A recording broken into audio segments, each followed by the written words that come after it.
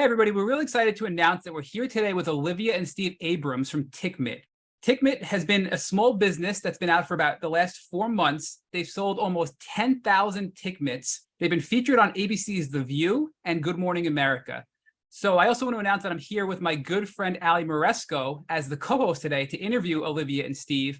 And we're going to kick it off with Steve. Steve, before we get into whatever brought Lyme to your mind, let's talk about what life was like as a child for you, Steve, way before Lyme was ever even a thought for you.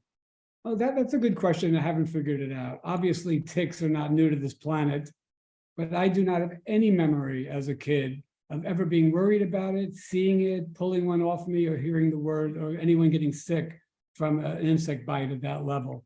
So this has come on in a very big way. It's kind of surprising, and I'm very curious as to the science behind that. We're not going to have that conversation here because neither one of us is scientists, but I wonder why it went from the halcyon days of summer camp in the 60s and early 70s to now everyone's afraid to go outside. Steve, where did you grow up? You mentioned that when you life as a kid, you didn't really know much about it, but what part of the country did you grow up in? I grew up in Forest Hills, Queens. We didn't have a lot of open space there, so it wasn't there. But I did go to camp in Connecticut and New Jersey, and you would think those are places that are hotspots now. Of course, Lyme is Lyme, Connecticut. So, we'd think that would have been an issue. I don't remember one instance of ever that coming into our lives. And now so you never found a tick biting you, Steve? I wouldn't even have known what a tick was then. It would have just been an insect bite at that point. And I never heard of any of my friends getting a bite and then being debilitated. So that doesn't mean it didn't exist. It doesn't mean some kid didn't go home from camp and we didn't hear about it and he had a problem, but it just wasn't there. Or was mislabeled, right? A lot of these conditions that were Lyme disease back in the day were probably mislabeled as something else, or just chalked up to, hysteria, which we've heard in a lot of cases on this podcast, or other types of conditions that were inappropriately classified. So I think that more than misclassified was seemed a very big resistance from doctors to say that was an actual disease. So they would label it anything but. There were ticks, obviously, tick bites give you multiple symptoms, and any one of them could be siloed into something else, and therefore you never get the full diagnosis. I was telling you prior to this, I had a friend 35 years ago who spent 15 years before she finally found a doctor that uttered the word Lyme. It was the first person that was willing to acknowledge that that was an actual disease and she might have it. Not to age ourselves here, Steve, but were you a child before Lyme was discovered? Because when Rich comes on as my co-host, he goes, when he was a kid, there was a time where Lyme wasn't even a thing. It was just Rocky Mountain spotted fever, which was known before Lyme disease. So, where were you in that spectrum? Well, I'm 65, so you do the math. Okay. Well, I guess were you aware of any other tick-borne illnesses like Rocky Mountain spotted fever, which was known a little bit longer than Lyme? Never heard of it before 20 years ago. Never. Okay. So Allie's going to walk through Olivia's experience too as a child, but I think it's important to build out your story for Steve before we get into now you being a parent to Olivia and then what her knowledge was after, what you went through in your life, right? So Steve, walk us through now when you first were aware of Lyme disease. How old were you and what put it on your radar? Well, what put it on my radar was Olivia. Olivia had a problem which seemed like an orthopedic problem. She was probably about 8 years old and a ballet dancer. And she had a knee problem. We thought it was she twisted it or she sprained it. We were a few months into that inquiry and we were not getting anywhere with it until finally I uttered the words, "We live in an area where there are ticks." What made you say that, Steve? Why did you say that? Like, what put that on your brain? I don't know. It just hit me in that moment. We were really getting a little frustrated, both with the lack of results or any kind of diagnosis. And it just came out of my mouth. I couldn't tell you that was on my mind and I had to get it out. When I got there for this particular visit, I just uttered it and the light bulb went off on the doctor's head. So we need to test for Lyme. And sure enough. Okay, so it sounds like that was when Olivia tested positive, and now he's going to talk more about that, but I want to know more about you, Steve, first before we get there. So at this point, you're now married. I'm guessing you're married, and now are you still in New York City? Where are you at this point? Yeah, we're in New York, but we did, I think we had a country house then that we were at, so we were in an environment where there were ticks. I don't remember ever pulling one off of her or seeing one on her. Certainly the what I've experienced both on myself and elsewhere is the classic bullseye is one way it manifests. There are many other ways it manifests. And if you're just looking for that, you're going to miss it. Right. Now, when you say you were in the country, was this upstate New York? So you were living in New York City with a country home in upstate New York? Exactly. Yes. Okay. So for those that are listening and don't know, upstate New York is a much more wooded rural area where there's a ton of ticks, right? A ton of shrubbery, right? And it's way different. It's not the concrete jungle like New York City, like you described earlier. It's more of a wooded area, right? Yeah, we had a hay farm, which we have another one, another one now, and it's rife with deer. I mean, this is, the country. I have 15, 20 deer that I practically name at this point living on my property. So I know where they are. Yeah, and we would go, horseback riding, or we would ride ATVs all around, or we've always had really big dogs. We would take our dogs on long walks, and my mom has always been someone who loved the outdoors and would get on her hunter boots and just go walking through the swamp. So that was really normal as a kid. So Olivia, I have so many questions for you, and I know Allie does too. But Steve, before Olivia had that issue while she was, trying to dance and had knee issues, did you have any health issues prior to Olivia's health issues?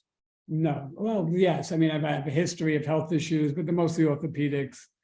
Subsequent to Olivia getting sick, I did have a major bacterial infection, which affected our whole family for many years. But prior to that, no, I wasn't thinking about infections in that manner. It wasn't high on my radar. I wonder, though, you said you had a bacterial infection that impacted your whole family. Oftentimes, illnesses like that are severe can weaken us and make us more susceptible to getting even sicker when we get Lyme disease, right? So was that something timing-wise that you think could have impacted Olivia's experience with her tick bite and her knee pain? Or do you think that that may not be the case? It was too drawn out? A little bit. You probably got sick a little while after I did, right? A little bit, but I don't think there's any relationship to those two diseases or those issues. Okay. It's completely siloed. Gotcha. So Steve, we went through your background. Now, Allie, if you can jump in and talk to Olivia, I'm dying to know if Olivia learned anything about Lyme and tick-borne illnesses, but I'm anxious that the answer is going to be no, because Steve still didn't know at this point, right? Steve found out from Olivia. So if you can help us, Allie, walk through Olivia's experience, unfortunately, as a young child with this knee pain and her diagnosis. Yeah, Olivia, I'd love to know a little bit about before, I guess, because I know your dad said that your knee pain started at age 8. So what was life like for you before that pain started? I mean, it's very hard before the age of 8 to remember, how old you are when what happened. But to my knowledge, I grew up in New York City as well, was, in a concrete jungle most of the time, was super athletic. I would play basketball 2 or 3 times a week growing up, and was always the one roughhousing in PE class.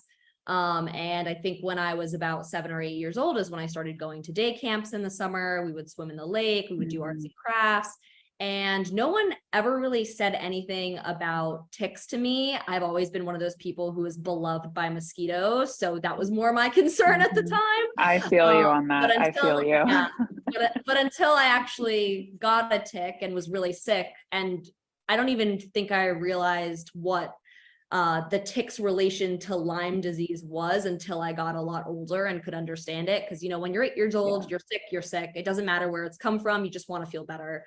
But yeah, up until I had Lyme, I was never told at camp to be careful of ticks. I wore bug spray, but that was not for ticks. That was for mosquitoes. Yeah, no, the lack of awareness is just astounding. Even when, I don't know how old you are. I just turned 30, but even growing up, I mean, I feel like the only reason that my parents were decently tick aware was because we're originally from the East Coast, and my mom grew up in Connecticut, where it's such a big thing, and parents are constantly pulling ticks off of you and looking for bullseyes and all that stuff. So I guess if you can remember after the age of 8, when you started having this knee pain and you felt terrible and you didn't know why, like, what was that like for you? What was going through your head, or how did that change your life? Yeah, I don't really have as strong of a memory of, thinking that I had hurt myself in ballet class. I definitely think that I was probably having a difficult time just in ballet class, but Until my parents really brought to my attention that something was wrong, I didn't really know. And we started going to doctors. I had a really bad experience when I was even younger with needles. So getting me to do blood work was absolutely a nightmare. They would have to lie to me about where we're going in the car. Oh no. And that really did not help me get over my fear of needles for a long time. I have memories of, getting x-rays and people telling me to try to bend my knee and me basically just screaming and telling my mom I wouldn't do it. And having to, I think I missed about 2 weeks of school at one point because we weren't sure what was wrong. I was having trouble walking. And even for a long time after we knew it was wrong, I would have to be the one to sit out of basically every PE class. And for me, that was torture. And I would tell you, Yeah.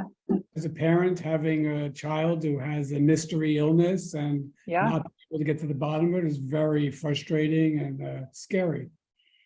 Yeah. Oh, I mean, I was much older when I got sick. I was about 20, but I hear that same thing from my parents, that it just is like the most distressing thing you can imagine as a parent. So I can't imagine what that's like. And I'd be curious to know, Steve, I know you had mentioned earlier, you were the one who had asked the doctor about Lyme and tick-borne diseases. And when you asked the doctor if Olivia could be tested, were they open to it? Like, what was their immediate response to you? Well, actually, I didn't ask them if she could be tested. I mentioned that we live in an area that has ticks. And Yeah. as soon as I said that, he said, then we have to test. Now, every time I'm at the doctor for anything, one of the first things I tell them is I'm in an area that has ticks. Yeah. I want to put that right out there immediately, so that becomes in the forefront of where they're thinking, so they can eliminate that. I think that's very important for people to do when they go to the doctor if you live in these areas, whether you've had it or not. Absolutely.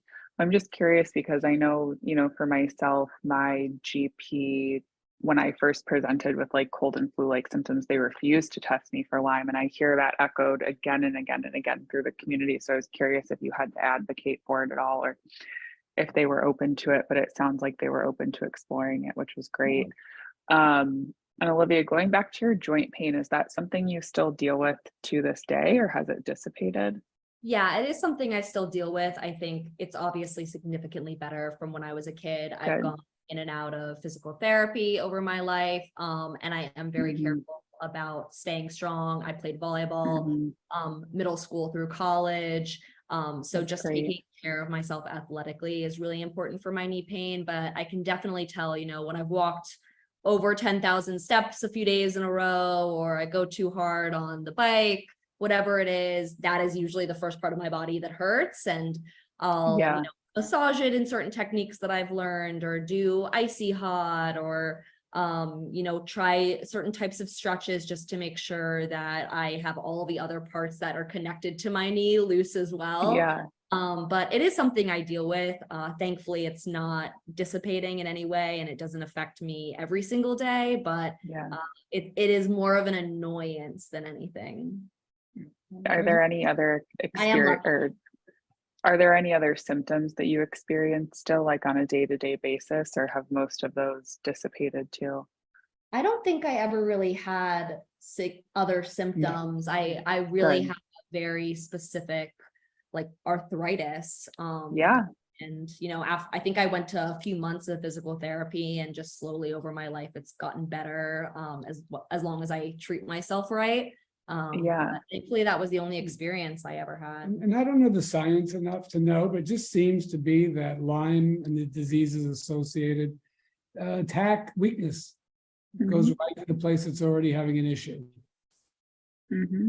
Well, it's interesting because it's, it impacts me differently than it impacts you, than it impacts somebody else. It's so personalized. It's just wild how it happens. But I would assume, and I would hope that you're, feeling at least decently okay now, because as a business owner myself, I know how much goes into that.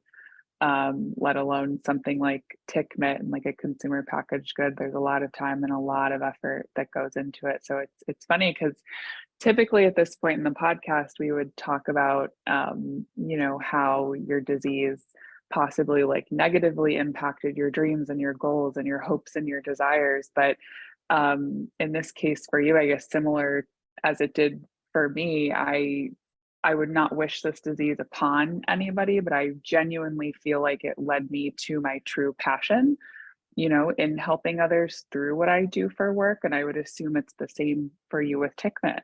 Yeah. I mean, I think for me, while my Lyme didn't impact my, hopes and goals and dreams, I think growing up, I always just wanted to be like my dad and be an entrepreneur, and Yeah. watching him be really sick from a different kind of illness is like, oh, your role model in your career Mhm. and also your father, who you aspire to eventually partner with and work with, is Mhm. deadly ill. And so Mhm. while it wasn't my disease that affected me, I was very scared multiple times of losing my dad or him not being able to work in the way that I wanted to work with him or be able to learn from him. So that is something else that I think I'm grateful for today and take with me when we're working together. And that's why I let you do all the work. Thanks.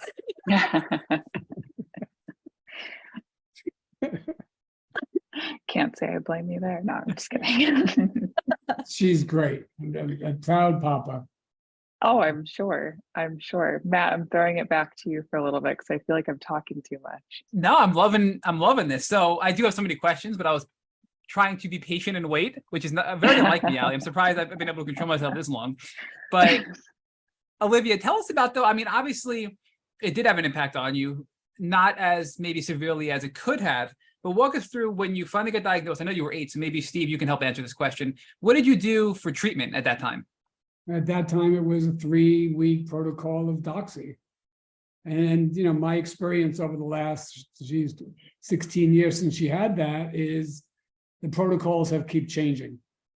First, it was, you got the 24-hour 500 milligram prophylactic dose. Then it used to be 10 days of doxy. Then it became 3 weeks of doxy. Then I've heard 28 days of doxy. So I'm not sure anymore what's the right protocol. I know for me, the few times that I've been diagnosed with it, 10-day course of doxy has taken care of it. Yeah. But in addition to that, I did do a lot of physical therapy. Yeah. Okay. Did you feel better, though? I mean, do you remember, Olivia? Do you remember being sick at 8? Do you remember getting diagnosed? Or is that something that's just too long ago? You don't really recall that time of your life? I don't remember diagnosis. I remember a lot of trying to figure out what was wrong, mostly the things that scared me. So getting blood work done or getting x-rays done that were super painful, and have a couple of memories of, being in bed and being like, Mom, can I go to school today? And she's like, you can't, because you can't walk, and we don't know why. And just, times of sitting out of PE class. I remember times of being in physical therapy because I always loved my physical therapist, and he would make me laugh when I was in a lot of pain. So that was helpful.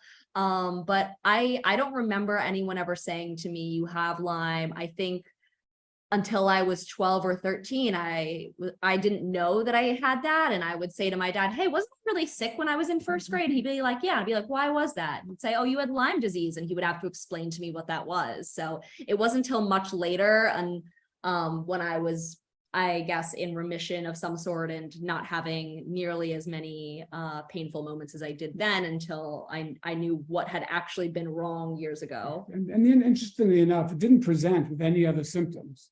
It was very targeted into that one knee. So there was no other way that we could see it. That's why it was so specific to looking at it orthopedically, because there was nothing else going on.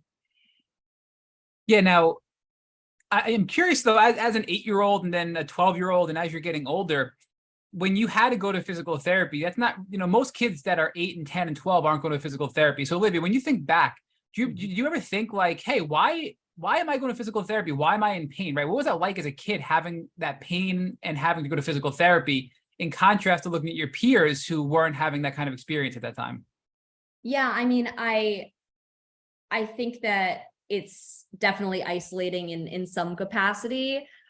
Thankfully, I went to a really small school where everyone was very tight knit. I'm sure it was, said in class, like, Olivia's been sick for the last couple of weeks. This is why she's not here. This is why she's leaving early. So no one ever really questioned me about it that I remember. I also had, other friends in class who had health issues growing up or, had allergies. And when you're a kid and you have weird things, you kind of wear it as a badge of honor. It's like something that makes you interesting.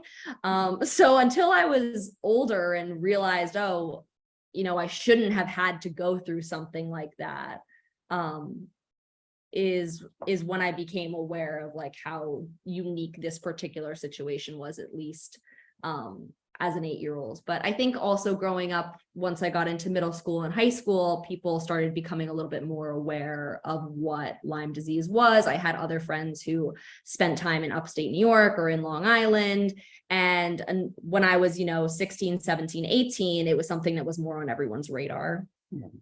And a lot of our listeners are going to think and want to know the answer to this question. So you mentioned earlier, Olivia, that after doing three weeks of antibiotics, you did physical therapy, and then you hit a point where I think you said around when you were 12, maybe 14, where you felt like you were in remission and the pain had subsided. Was there anything else you did besides a pretty consistent course of physical therapy and the antibiotics that helped you get to that stage of remission where you weren't experiencing any pain anymore? Understanding that if you push yourself now, it comes back a little bit, but what got you to that point of feeling like you were pretty level? I'd say it was a lot sooner than, 12 or 13 till I felt like I was feeling better. From my perspective, as soon as I was allowed to be back in PE class, I was better. And then as I was getting older and, I would have knee pain once in a while, and I wouldn't remember why I had that in the first place. And then I would have to ask my dad, hey, my knee hurts. Like, why is this? Do I need to go to physical therapy? Because that's what I associated with my knee pain. And he would say, you have Lyme disease and that will be in your system for the rest of your life. And it's very possible that you'll deal with, instances here and there where you feel that pain again. But I always was very athletic and, was playing volleyball 6 days a week at some points. And I think that in certain parts of my life, because I was working out so much, my leg or my knee would be in a strong place and I would totally forget that I had ever had Lyme disease. And then it will go back to, a time where I'm working 5 days a week, 9 to 7, 9 to 8, and I'm not working out as much. And, then overusage becomes a problem. So Steve, a lot of doctors really don't recognize the fact that Lyme can persist, meaning that after antibiotics that it will persist in your system. They think it's eradicated and it's not in your body anymore. So it sounds like you were educated after Olivia's diagnosis that the Lyme will remain in her, in perpetuity, basically indefinitely in her system, and she may have flare-ups here and there. Is that something that the doctor at the time shared with you? How did you come to that conclusion? Because that's rare to hear that from people. I didn't come to that conclusion. It was told to me because I had a great primary care physician, and I finally got my own, Lyme disease, and we tested and we got a baseline in my bloods, and he was very clear to me, my doctor, that this is going to be with you forever. And if you get it again, we're going to have to do another blood test and get another baseline so we can see where you are. I've had about 4 or 5 of those at this point, baselines. But I don't feel any residual issues to the Lyme I've had. They've always been caught fairly quickly. I am a big believer in the prophylactic dose, and I have availed myself of that whenever I've taken a tick off me. But occasionally I've missed it or I didn't realize it. One time when I got it pretty bad, it looked like heat rash. That's why I was saying about the bullseye. If you look just for that, you're not going to catch it all the time. So I had what I thought was heat rash over my chest and my, torso. It turned out to be Lyme. That was probably the biggest one I had. And it was probably a few weeks before we diagnosed it. But I don't feel any residual real issues from it. So Steve, you've had Lyme about 4 or 5 times. So it seems. And did you have a rash each of those times? Is that how you knew you had it? Was it a rash that presented that brought you to your doctor? How did you know so quickly? Because that's, again, kudos to you. It took me years to figure out I had Lyme disease, right? Years and years. Well, I think it's much more prominent now and much more in everyone's face, both from the social media, from the media in general. I think it's on everyone's radar. So it's a very different conversation now. I think even doctors would ask you, are you in a place where they have ticks? If there's a proactive doctor. No, I've had the classic bullseye, and that's very easy to say, oh, I think I have it, and go get tested. I've never taken a tick and sent it to a lab. So, I just pull them off and flush them and then go to the doctor. What about co-infections, right? We've talked about Lyme a lot. Has your primary care doctor, who seems very up to date with this stuff, do you also get tested for co-infections like, Babesia, Anaplasma, Ehrlichia, Rocky Mountain spotted fever? Are they doing a full panel for you to check the whole spectrum? He's a very, very detailed doctor, and it's always a full panel. And every time I've gotten it, it has been Lyme itself. So tell us about your friend, Steve. I don't remember the name of the individual you mentioned earlier, but you said that your friend had Lyme disease for quite a while, and it really had a significant impact on that person's life. Can you share with us, how This was a friend of mine. how that went? She was about 30 years old. This is going back 30 years, by the way. This is before anyone ever mentioned the word Lyme. So she had gotten sick. She was deteriorating. She was actually slowly getting crippled, and no one had a diagnosis. No one could figure it out. It was, oh, you're tired, you have Epstein-Barr. Oh, you have pain, you've got something else. It was literally 15 years into it before anyone even mentioned, I think you might have Lyme, or that Lyme was even a possibility. By that point, she's on what do you call it? Intravenous antibiotic protocols. And at that point, she was way too gone. It was then a slow death. She ended up being crippled and bedridden, and then slowly died and passed away, leaving a teenager. Horrible. I'm sorry. So talk to us about, you mentioned, Steve, the prophylactic, so I guess the question I have is, we think a lot about whether, most people listening to this podcast have Lyme disease, have been impacted by Lyme disease, but the risk of reinfection is real. I mean, I've been reinfected, we know you told us you've both been reinfected. If you're reinfected with, if you're bit by a tick, do you think, is it your recommendation and your doctor's recommendation that you take a prophylactic dose of antibiotics just if you have a tick bite, or only if you think you have a bullseye rash and you have an actual infection? Like, where do you land in that spectrum? The spectrum is, you pull one off of you that's already attached, you go right to the prophylactic dose. You don't wait for any other symptoms, because by the time you get the symptoms, you're already behind the 8 ball on the dose. The recommended dose to me from my doctor was 500 milligrams in 24 hours, whether it's 100 milligram pills or 250s, but to make sure you get that. I've stuck by that. And the last few times I've pulled ticks off me, and that, by the way, they might not have had disease, but I haven't gotten anything either. So I'm going to stick with that protocol.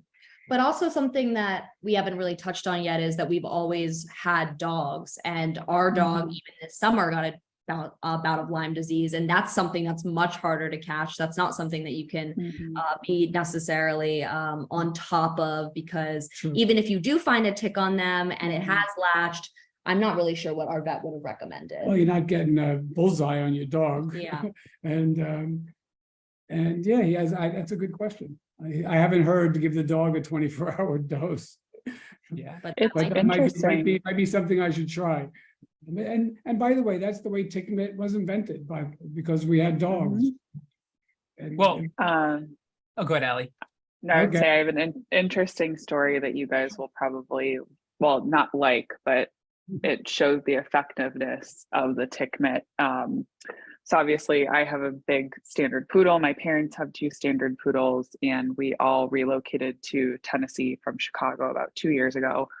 My husband and I still live closer to the city. We're about 4 minutes from downtown Nashville. My parents live out in Belmead, which is, like you have an acre of property, there's lots of trees, lots of bugs, so on and so forth. And for the first time ever, my parents started pulling ticks off of their dog. None, thankfully, that had latched up until a certain point. But so they have 2 big standard poodles, and they, when I got a Tick Mitt for myself, I got one for them, and my parents got into the rhythm of every time the dogs came inside, they would wipe them down with the Tick Mitt.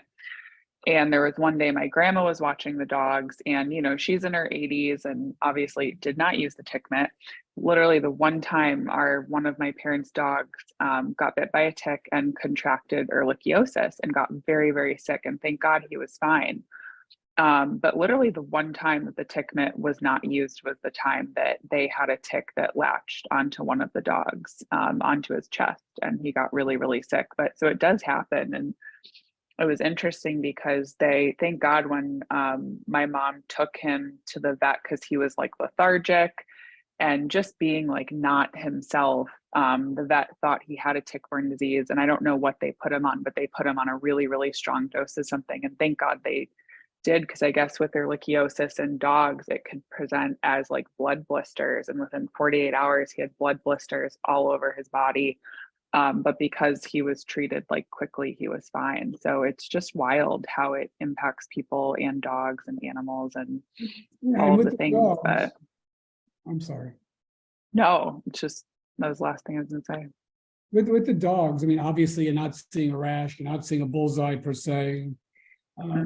But you can see very clearly they're limping, they're lethargic, it'll come out in an elbow or a knee, and you start to see it, and it's laying around.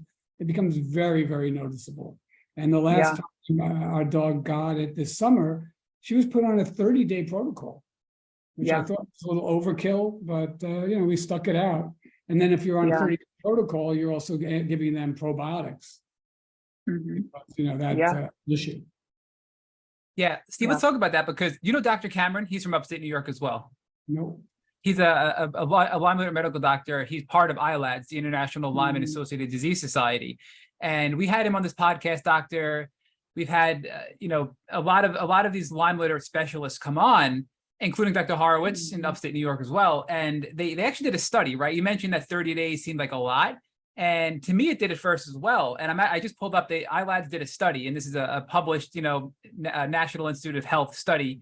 And it says that their recommendation, now I'm pulling it up just so I can share it with you, is that if you have a positive Lyme disease case, you have a rash, right, like you did, Steve, or like the dogs that are exhibiting symptoms of being lethargic and limping and having the leg symptoms, that if you have a rash or you have a positive infection, that ILADS, the International Lyme Associated Disease Society, recommends that patients have between 4 to 6 weeks of doxycycline, amoxicillin, or cefuroxime, which I'm not pronouncing properly. And the reason is because the life cycle of Lyme disease is about 4 weeks. So they want you to hit that life cycle and go a little bit over it to ensure that if it's reproducing, you're able to get it all throughout its life cycle, right? And you talk, and I had to Google it because I remember this from Dr. Cameron. He also notes that with a single dose of doxycycline, that the CDC published that study that the single dose of doxycycline can be very helpful in curbing or preventing infection if you're bit by a tick. But the one downside Cameron warns against is if you're going to use the prophylactic dose, which has value, be careful, because it may result in a higher level of a false negative test, meaning you could be infected.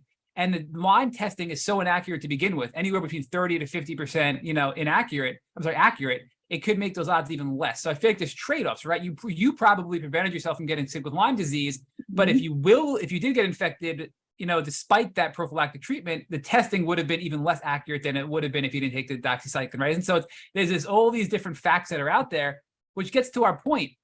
If you can get the tick before it bites you using the tick mitt, what are you doing, right? Why not use a tick mitt? Why not check for ticks when you come in from the woods? Why not check your dog when he's coming in, right? Or when she's coming in? Because you don't have to worry about any of this if you can prevent the tick from biting you, which is what your product does so well. So there's so many intricacies, and I can go on. I won't, because it's really geeky and sciencey about this ILAD study. But the more you read, the more you're like, why? If I don't do tick checks and I'm not using a product like the tick mitt, what am I doing, right? I mean, that's how I look at this. Yeah, I understand that. But, I would say that if you're out you're a kid, or even me, I like to do work in the yard. And our yard is a very, very large property where I've got chainsaws and I'm moving stuff around. And, I'm out there for 4 hours. If I got bit the first hour, I would know it.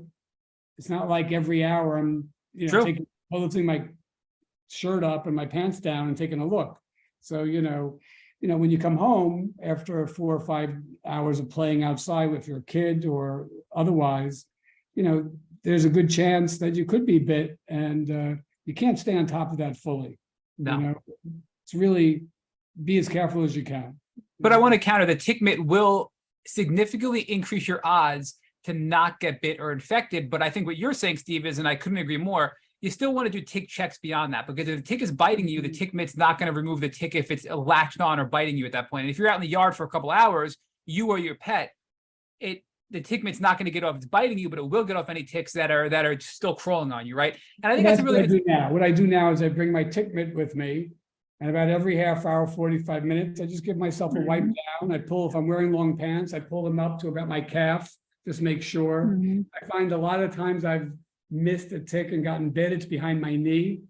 So I'm doing yard work, they get up there, you don't feel it, it's behind your knee. I get home and I start to itch, and then I say, oh, there it is. But lately I've been really bringing it with me, wiping the dog down, wiping myself down as I'm going through my day. It's a good line of defense to not sure. get bit, but checks are still necessary, is what I'm hearing. And Allie, you use it too, right? I mean, I've seen Yeah, you. I I know do. we've talked about it. You use it as well, so it's, you know, I think not only on your animals but yourself, right? Even in, yeah, oh yeah, I use it on myself and I use it on Scout, and my husband uses it. But we, you know, even though we're basically in the city of Nashville, you know, we have a front yard, I have a big garden, we have a lot of plants. And I know this from living in Chicago and having one of my very good friends, and just through all of like my fundraising and stuff through the tick-borne disease community, that people get bitten in cities all the time. You know, one of my very good friends is a very well-known LLMD in the city of Chicago. And it was last summer in the month of May alone, she had 6 acute tick bites come in just from people sitting at Chicago restaurants. And about a month ago, there was a journalist that I knew that was visiting Nashville. She was staying at the one hotel downtown, middle of the city, complete concrete jungle. And she was with her friend who got bit on the back of the neck sitting outside at the rooftop bar. So I just feel like you never know, and it's better to be safe than sorry, you know? So. Yeah, I mean, I think that's something that both of us have learned a lot about Lyme disease and tick-borne illnesses and ticks in general from working on Tick Mitt is how widespread it is. I think that there's a very big misconception that it's only in the Northeast, maybe a little bit in the Midwest. And since we've been doing this, we've had friends and orders from, you know, Miami or Austin or Nashville. So many people reach out to us about wanting to get them in Canada, which we're trying to do as soon as possible. But I don't think I realized how many states deal with this at that level. You know, I'm getting as many orders in the Northeast as I'm getting in Texas and Southern California, which I never thought would be a thing. I think what we're finding out is, look, I have dogs. They come to the city. They don't go to dog parks, but if you're in the Hamptons, your dog gets a few ticks, they come in, they sniff some other dog, that dog now has it. That dog's never been in the country, but it has a tick now.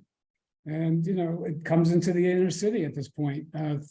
It's people coming back, campers, hikers, hunters, or dogs.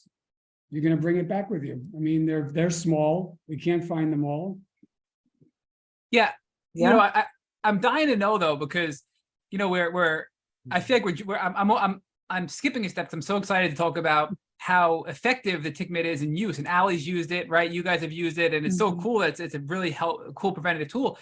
But let's walk it back. What is the Tick Mitt, right? I mean, it sounds like, you know, people like I don't even understand it. What is it? A glove that how did it take a tick off me? Like, so what is it and how does it work? Can you kind of break it down for us at a simple level? Well, we're going to start with how we invented it. Because, you know, that's what I want to hear. Well, as Olivia was saying, we have big dogs. When Olivia was born, we had Rottweilers. We ended up with a Ridgeback, a beautiful dog, and Cane Corsos, Mastiffs. And, you know, the Corsos are 140, 150 pounds. There's a lot of real estate for ticks to set up shop. Granted, I was an only child, so we spent as much attention on me as we did our dogs, and they were basically my siblings. So I was playing with them and other kids my age. And anyway, you know, when we got the Mastiffs drool. So I picked up some, you know, a bag of car chamois, blue car chamois, and we'd keep them around the house. We call them the blue towels. And as soon as the dog drank something, everyone would grab a blue towel and wipe them down. And in the country, and I'm wiping his muzzle, and I look at it, and it's picking up ticks. And I'm a business guy, so I'm looking at that. I'm going, oh, that's a business. But at the time, I owned another business called Magnolia Bakery in New York, and I didn't have really the wherewithal to start another business. But it was always in the back of my mind that that would be a business. So when the time came, about 5 years ago, we incorporated the name, and that was really it. I still had Magnolia, but 3.5 years ago, I started to put that for sale and look at what the future was going to be for myself. And of course, with Olivia coming out of college and wanting to be an entrepreneur and us wanting to do something together, this made perfect sense. But you can't just take a car chamois and fold it up and say that's a mitt. That doesn't really work. There's so many details that have to be thought through on a lot of levels. I'm not going to get into every one of them now. But what we did, it turns out that my assistant for 20 years, it turns out her best friend worked at a college in Connecticut and was a tick scientist. I mean, you can't get more serendipitous than that. And we ended up hiring a product engineer, working with a factory in China, having the product engineer do specifications that were very tight, having the factory do that, and then being able to test the product in lab conditions to make sure that it worked. As a matter of fact, the tick scientists used a different type of product in the forest to pick up ticks, which was a felt. And we went down a few roads to look at different fabrics, because if they're using that, we thought maybe that had more efficacy, it was more efficient, and we could get a better product with the best fabric. And we really found that the microfiber at the right loop length, produced the right way with the right specs, tight, where it's, where the specifications are laid out and the factory's following them, and we can have, consistency, that we found a product that we felt was efficient in many ways, because that's not just efficient in picking them up, it has to be efficient in how you find them on it and get rid of them. Obviously, having the dryer bag in there, you don't have to necessarily search, you just throw it in the dryer bag, throw it in the dryer for 10 minutes and it kills them. But, the Tick Mitt we found also is really good for medium size, medium length hair on the dogs, and or fur and tight fur. But we're inventing another product called Tick Glove right now, which would be good for getting into much thicker hair. So, the dogs that really have an undercoat, I know through my dogs that some of them, I got to feel around still, no matter how much I pick it up, I feel around. I also know that I have to wipe it a few times, because ticks can end up on the back or the hind. They're always going to move up towards the neck and the ears, and that might take them a little time to get there too. They don't always attach right away. They're always finding the right place. So after I do a wipe down, I always do a second wipe down about 15 minutes later, and then also use my fingers, because the glove's not going to get everything. So we just want to be doubly sure that we're being as efficient as possible when we're doing this product. And this Sorry, go ahead. Well, that's it.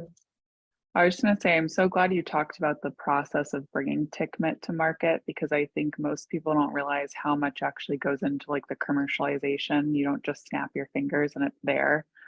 And it's funny because that's something that I hear consistently from a lot of people in the Lyme community when it comes to kind of tick or like tick-borne disease or Lyme related brands, is like they want something yesterday, right?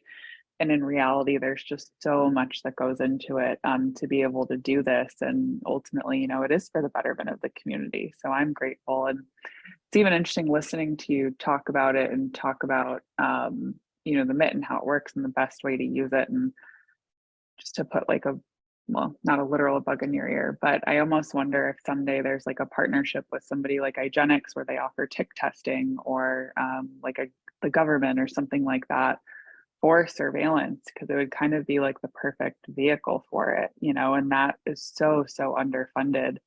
It's like if you're already using the mitt and catching all of these ticks, all over the country, it would be so interesting to surveil them and actually see what they have for medical doctors and researchers. So anyway, it like gets my brain going. I like that. And Yeah. we're in the process of developing a tick kit, which might have a number of tools in it. as we go along. And, you know, that might be something we want to work with a lab or a study. And then some people can join that. So that might be something in the future that we can work with. Yeah, there's a vector ecologist, Dr. Holly Tootin at University of Illinois, and it's really, really interesting because she does surveillance of vector-borne diseases, so ticks and mosquitoes in the state of Illinois. And this was back in 2019, so right before COVID, when they pulled, you know, a lot of funding. If you looked at the Illinois government budget, there was only $80,000 allocated for tick and vector-borne surveillance. So it's not even enough, you know, to have a team and actually like perform the research adequately.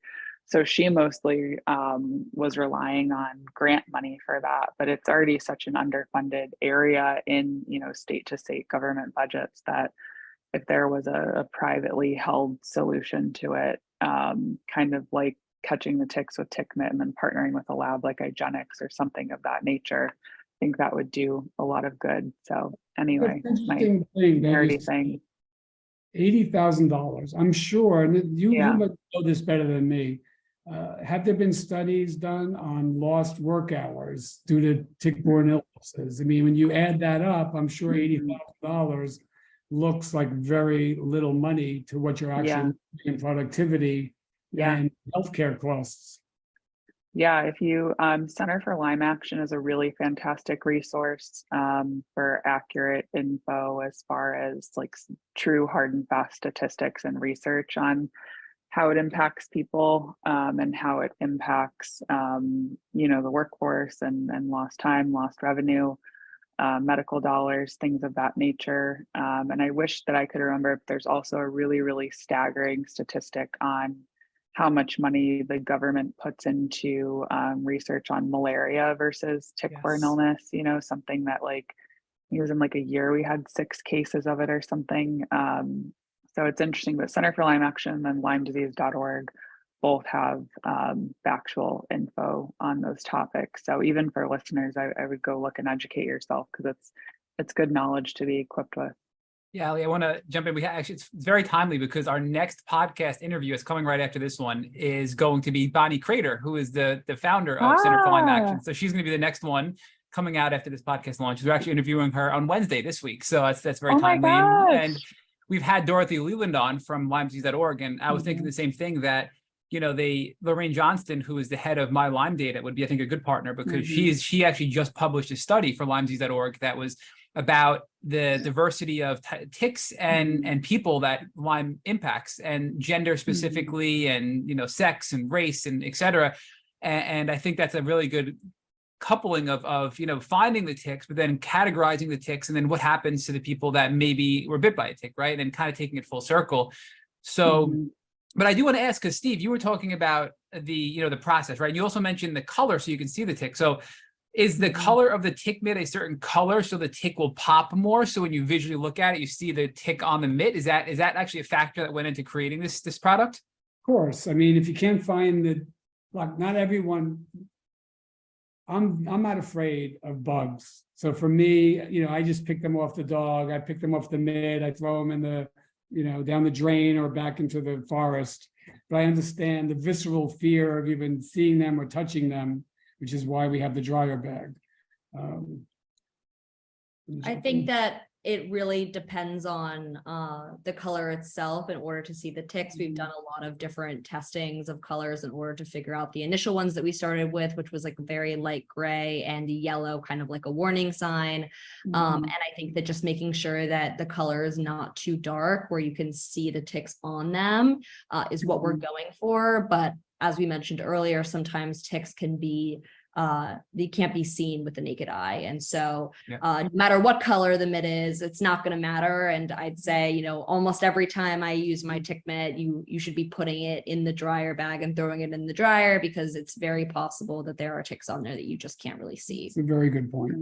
Yeah. How does that work though? So if I have this tick mitt and I'm putting it you know, doing a pass on my arm, or I'm doing a pass on my dog, and a tick gets caught up in it, and then I do another pass, because, right, you guys mentioned that you want to go do a couple of passes, the full body of the dog, the full body of the human.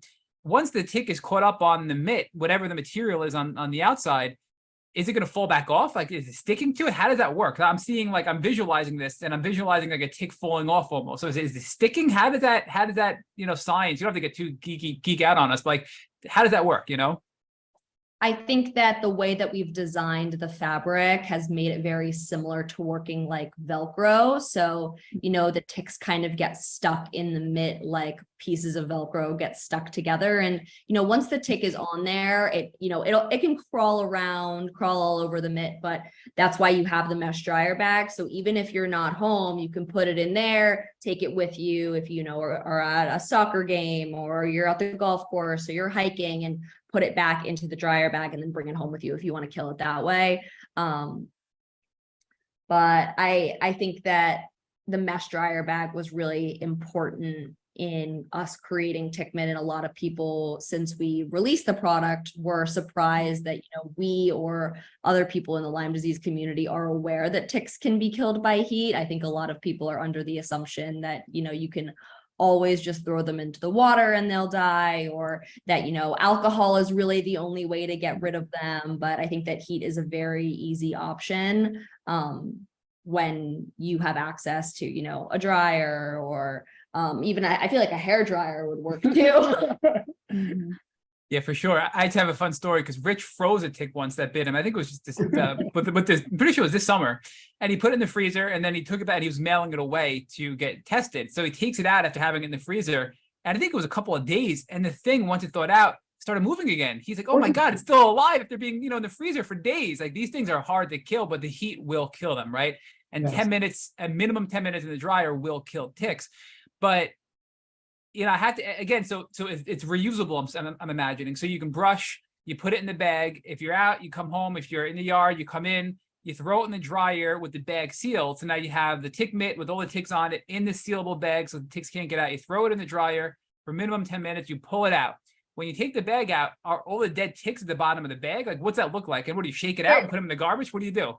They're still stuck to the mitt. So you could, try shaking them out into a garbage. If you feel comfortable with dead bugs, you can pick them off yourself. You could use a tweezer and throw them away. But yeah, they'll stay attached to the mitt when they're in the dryer. And then you can just reuse that mitt and reuse it Yep. over and over and over again, right? You can use the mitt And you over can and over wash it again. and wash the mitt. I mean, if you're using it on your dog a lot, you're going to find that the mitt gets dirty because your dog's dirty. So a lot of people listen to this podcast have sensitivities to chemicals, right? Some people are uber sensitive. They develop these chemical sensitivities from Lyme disease.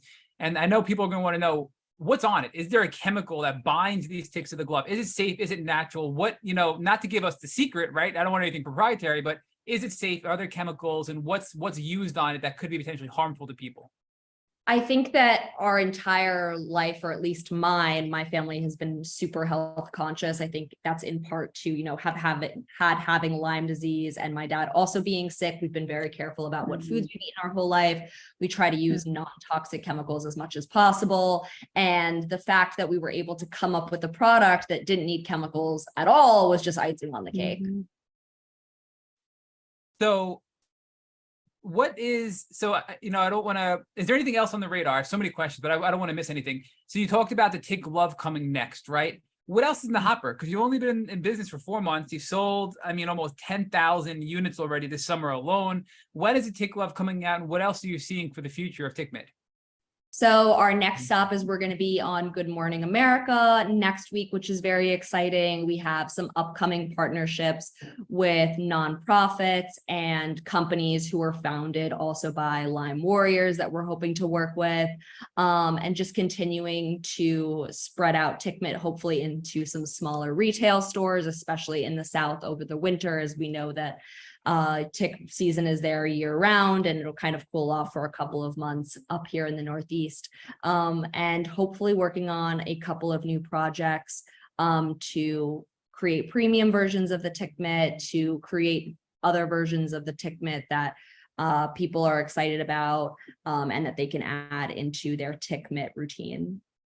Yeah, and we know, I'm looking at your website right now, and Wendy Phillips, who we love, and we promote her all the time she's the executive director, I believe, at the Lyme Treatment Foundation. She's endorsing your product, which is really cool to see you so embedded in this community. Right now, you've met Allie, you've met us. So we need more products like this to help people. ticks are becoming more and more of a problem. To your point, they're a worldwide problem. Right now, let's ask that question. I think you're only available for shipping within the continental US right now, right? Because we have a lot of international listeners too. Yeah, we're doing our very best to get it in Canada as soon as possible. And then from there, going to see how we can get it to other places in the world. Unfortunately, shipping is just very expensive. And we know that people who are going through Lyme disease are already dealing with a lot of high medical bills. So we're trying to find a way to do that efficiently and cost effectively. But our next stop is definitely Canada. That's probably the place that we get the most inquiries about. And it's obviously closest to the United States. So will be easiest to do on our first country out of the US. So I know a lot of people, not to get too much into the weeds about cost and shipping and all that kind of stuff, but people, it sounds like a really great tool. People listen to me, oh, they must be charging a leg, leg and an arm for this, right? How much is a Tick Mitt? I'm looking at your website. I mean, to me, it's really affordable, and I know you offer free shipping. Just tell us about how you're able to, what the price is and why you decided to make it that economical for people, because I feel like it could be sold for a lot more. Not that I'm complaining, right? I think it's a great service you guys are offering to the community at that rate. Well, I think we really do care about the community because of our own personal experience. We've had, as Olivia mentioned, I'm a serial entrepreneur. We've had a number of businesses. We've done pretty well in our life. There's no reason that we need to make all our money on this one product, especially one that we're bringing to market to really help people through our own experience. So it's very important to us. There is at a price point that everyone can participate. So that's why it's at that price point. And I agree with you, it could be more, especially with the research and development we put into it. It could take us a little longer to get that money back over time, but we're happy to jump in and do that with the community. Yeah, I mean, at $19.99 with free shipping, I mean, in today's economy, that's a great deal, especially if, never mind you, Steve, you asked earlier, and I forgot to come back to this. Some estimates suggest that I think it was 2020, there were going to be over 2 million people suffering with chronic Lyme. That means debilitated, not acute Lyme, not people that are functioning, people that are debilitated from Lyme disease, over 2 million in the United States alone by 2020. And that was just an estimate, right? And then when you factor in about 500,000 people every year get infected with Lyme disease based on current CDC estimates, right? Almost 500,000 people a year. And you factor in how much money it costs somebody to be out of work. I mean, I was out of work for a year, forced to go back. You guys heard my story offline. Everybody who listens to the podcast knows my story. I mean, the way it impacted my life has just been so significant, right? So if this can help people not get sick like I was, or prevent me from getting reinfected, I just feel like it's a no-brainer, right? And that's why it's such a great service. We want to thank you. Allie and I want to thank you both, Steve and Olivia, for bringing this product to market, to doing the research that has to go into it. I mean, testing it with different fabrics out in the field with the real tick scientists, right? Figuring out the best fabric that's going to pick up these ticks the most. You really did your homework, and you really put your heart and soul into this product. So we just want to thank you for that. And I do want to ask, I mean, how are you both feeling today? We'll start with you, Steve. I mean, you had, with Lyme, thankfully it wasn't really bad. You caught it at the acute level within a few weeks, and you treated, and you didn't really have any symptoms, but you did have another illness. So just tell us how are you feeling? What are you doing? What's your life like today? And just give us some background into what's life like today. I feel pretty good, but I still have residual issues, from my disease, and they're going to be chronic forever. Constantly working on different versions of what they did to me. And but all in all, I'm athletic, I'm happy, I'm healthy. I lost a lot of weight. I'm never going to put that back on. My body's changed.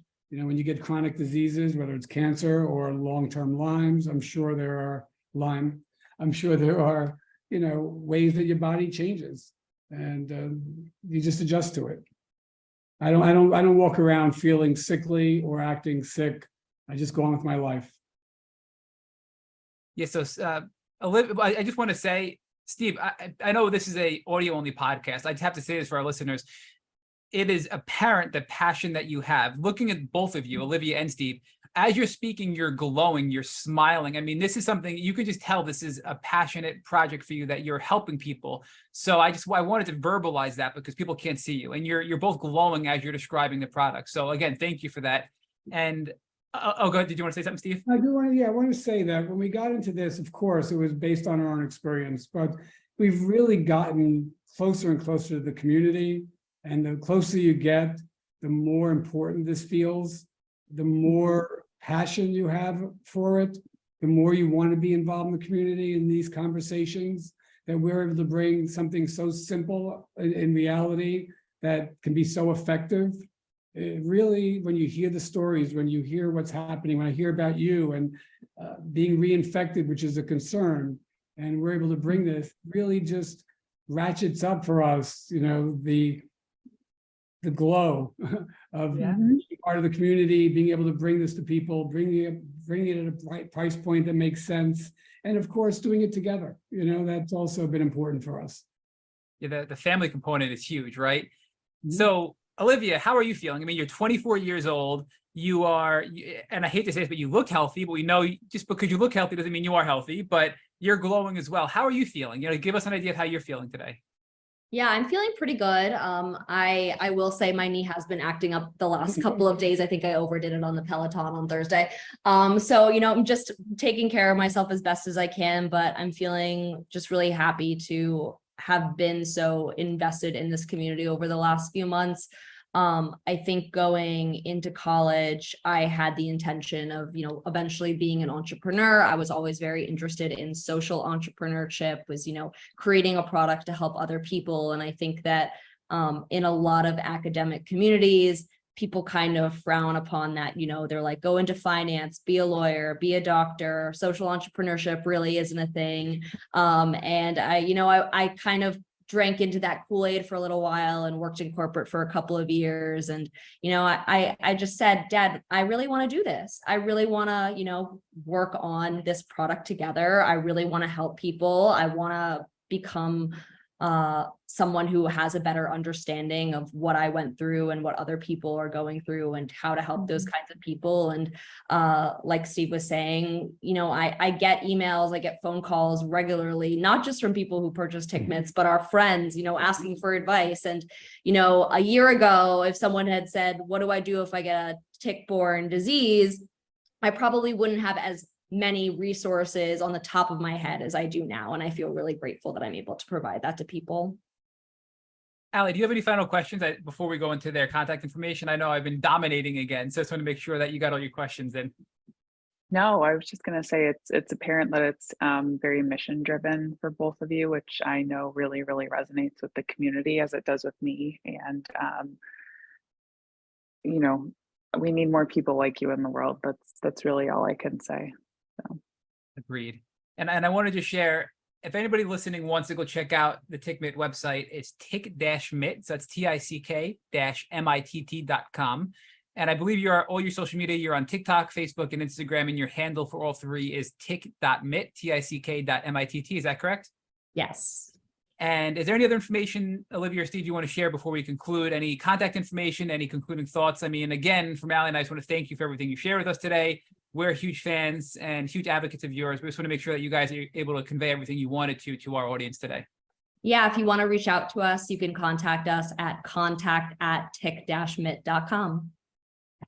Well, Steve, Olivia, Allie, thank you all so much for joining our Tick Bootcamp podcast. I learned so much. I'm going to go check out your website, buy one right now. And I think this is a product everybody should integrate into their daily tick check routine. I think this complements it very well. I think, as you noticed, Steve, everybody should continue to do with their hands tick checks as well. Use this product, and if they do, they're going to help help reduce the odds of being bit by a tick and help reduce the odds of a reinfection or infection by tick-borne illness, which is so prevalent in today's world.